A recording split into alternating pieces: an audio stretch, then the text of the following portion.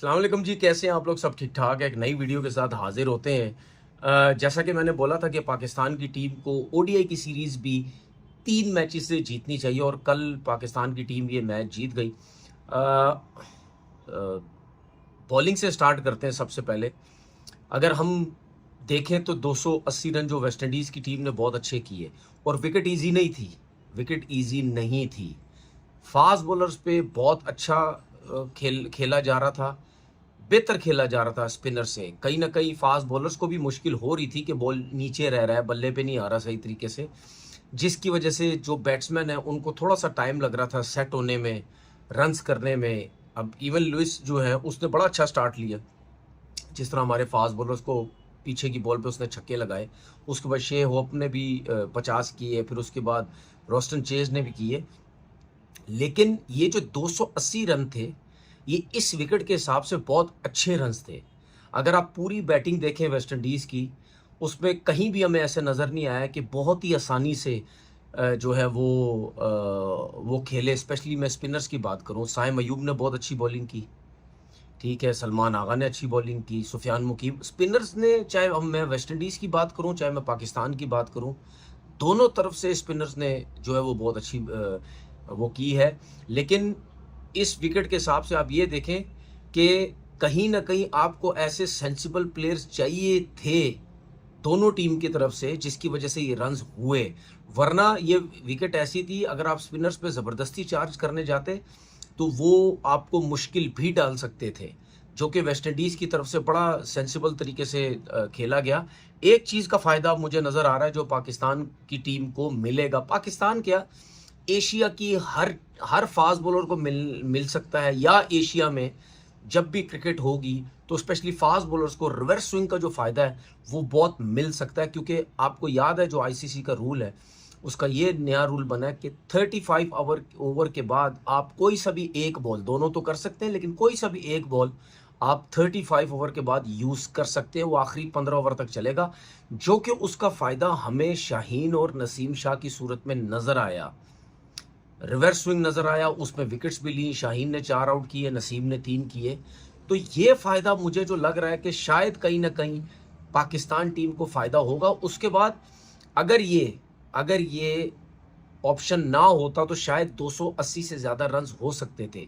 पहली चीज़ कि reverse swing इतना ना होता, क्योंकि दोनों एंड से 35 ओवर के बाद भी बॉल यूज़ हो रहा होता।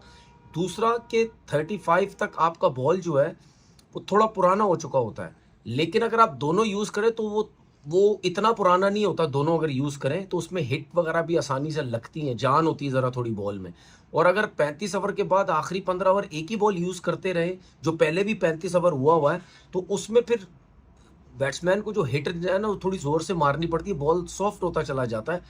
तो ये भी अब बॉलिंग साइड को फ़ायदा हो सकता है कि शायद थोड़े रन्स भी कम बने, लास्ट ओवर्स में शायद मार भी कम लगे और फास्ट बॉलर्स को जो है वो फ़ायदा भी हो सकता है। लेकिन उसके बावजूद भी 280 रन बहुत थे। पाकिस्तान की बैटिंग स्टार्ट होती है, साइम अयूब जल्दी आउट हो जाते हैं, फिर अब्दुल्ला शफीक भी आई थिंक 28-29 रन पे इस तरह कुछ आउट होते हैं। लेकिन उसके बाद जो बाबर आजम की और रिजवान की जो पार्टनरशिप लगती है, ये बड़ी इंपॉर्टेंट, 50 रन ये बड़ी इंपॉर्टेंट पार्टनरशिप थी। जिस तरह मैंने आपसे ये बोला था कि स्पिनर को खेलना इतना आसान नहीं। आपने देखा कि बाबर आजम फिर गलती से आउट हुआ, फिर अपनी गलती से आउट हुआ।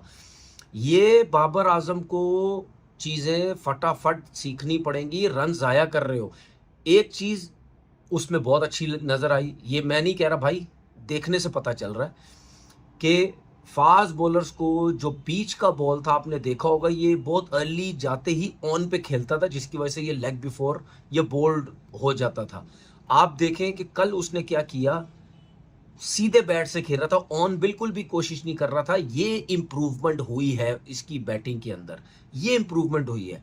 लेकिन जो स्पिनर पे आउट हुआ ज़बरदस्ती, भाई अगर आपने मुतई का ओवर जो है वो अगर उससे पहले एक ओवर आपने सिर्फ एक ही ओवर खेला, अगर उसमें नहीं आपके रन बने तो क्या है, आप 47 पे खेल रहे थे, फास्ट बॉलर्स पे कंफर्टेबल थे।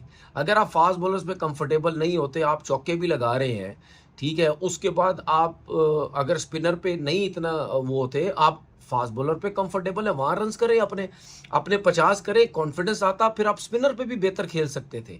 लेकिन आपने जबरदस्ती जल्दी आगे निकल के, पीछे बॉल था, उसने थोड़ा स्लो बॉल किया था, एयर में थोड़ा स्लो किया, जिसकी वजह से आपका बल्ला निकल गया क्योंकि बॉल बहुत दूर थी। और आप जबरदस्ती प्री प्लान किया हुआ था आपने कि मैं आगे निकल के बस मिड ऑफ पे सिंगल लेना है, जिसकी वजह से आप वो बीट हो गए। आप अपनी गलतियों से बार बार आउट होते हैं, बहुत ज्यादा रन आप अपनी गलतियों से किए। खैर, वो और रिजवान ने जो 50 किए, इन दोनों की जो पार्टनरशिप लगी, जिसकी वजह से जो नीचे के जो प्लेयर्स थे उनको बड़ा फायदा हुआ।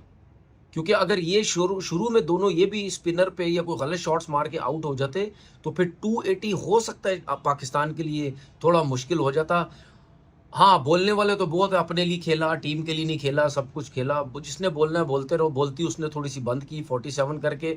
वो और रिजवान तकरीबन 4-5 महीने बाद इंटरनेशनल क्रिकेट खेल रहे हैं। ठीक है, अप्रैल में, आई थिंक अप्रैल में न्यूजीलैंड के अगेंस्ट इन्होंने ओडीआई खेली थी। इन दोनों ने, बाबर रिजवान, उसके बाद अब खेला है। इतने देर के कमबैक के बाद 47 या रिजवान के जो 50 हैं, ये बहुत अच्छे हैं। आहिस्ता आहिस्ता खेलना शुरू करेंगे और कॉन्फिडेंस आया होगा इनको कि इतने दिन बाद खेला लेकिन हमने रन्स किए। लेकिन उसके बाद जो परफॉर्मेंस दी हसन नवाज ने, हसन नवाज का मैं एक चीज़ बोल दूँ यार, वाकई सही बात है। मतलब यानी क्या बोलूँ मैं अब यार, फिर किसी को कुछ बोलूँगा, बोलते हैं जाहिलों की कमी नहीं है इस मुल्क के अंदर। मैं सही बता रहा हूँ, जाहिलों की कमी नहीं है भाई। जब किसी के बारे में कुछ अंड शंड बोलना होता है ना, तो तरीके से भी बोला करो। ठीक है, कोई समझ आती है तो तरीके से बोला करो। मैंने कहाँ बोला है, मैंने कौन सी जगह पे बोला है कि जी मैं उसको प्लेयर नहीं मानता हसन नवाज को? ये मतलब यानी बिला वजह मेरे ऊपर वीडियो बनानी है, मेरे ऊपर बातें करनी है बिला वजह, क्योंकि व्यूज चाहिए आप लोगों को। मैंने कब बोला? मैंने सिर्फ ये बोला, जो कि कल भी उसने किया। मैंने ये बोला कि वो स्पिनर्स पे छक्के मारता है, उसका जो खड़े होने का स्टाइल है वो ऐसा है कि वो सीधा ज़्यादा अच्छा खेलता है।